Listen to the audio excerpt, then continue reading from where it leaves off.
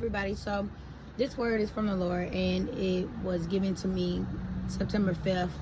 I kept seeing the word baker everywhere, and I didn't understand why. So I'm in the shower, and while I'm in the shower, I begin to start thinking about it. So I start to ask God questions on, why am I seeing it? What is he saying about the word? And so what I heard was, I was asking God and thinking about the word baker, and I heard, don't be greedy in this season.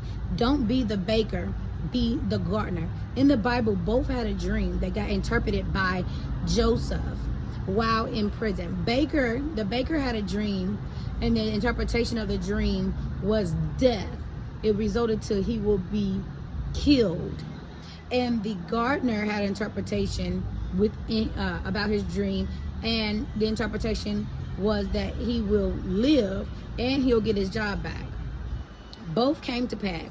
God said, don't be ready to eat, but stay in the posture of sowing seeds. He loves a cheerful giver. Also, it's time to fast. Revelation. The baker was overweight, plus size, and the gardener was slim. Let the Lord mold you in making the baker. And the meaning of the baker meaning greedy, selfishness, and pride. The gardener meaning enjoying the process, pay attention to details, patient and humble. And I had a conversation with someone prior to this, before this, and that person was saying every time you see the word humble in the Bible is resulting to fasting.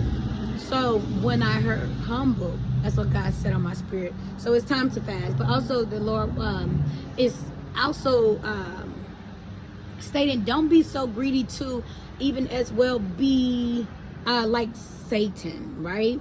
Now, for who this is for, let it hit you like a ton of bricks in the spirit realm. Hopefully it saves you. Because Satan wanted more. So much more, to where he was able to deceive 1/3 of the angels in heaven. So God is saying, don't be so greedy to get more revelation and more this. Let him lead you there. Because the more you try to tap into this realm and that realm and get, you're going to dibble and dabble in witchcraft. Tapping into somebody's spiritual realm, you don't know if they're working in witchcraft or if they're not. So let the word do what it do. Let it cleanse you, let it wash you. Lord, I receive this for myself. I'm not going to, just because somebody say Lord, does not mean that they're talking about the same God. Does not mean they're talking about the same Lord. Does not mean that they're talking about the same person that you allowed to save you. It's not talking, they might not. So should be the season of testing. This should be the season of praying and fasting, building your spirit man, but also letting the Lord lead you to where he wants you to grow in.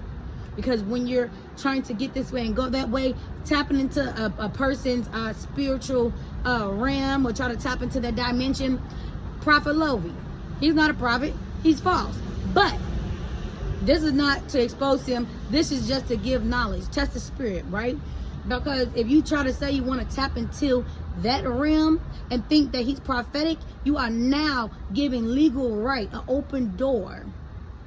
You're opening up yourself to those that witchcraft activity. And so now you're in error. You're no longer working with the Lord because you have tapped yourself into something else.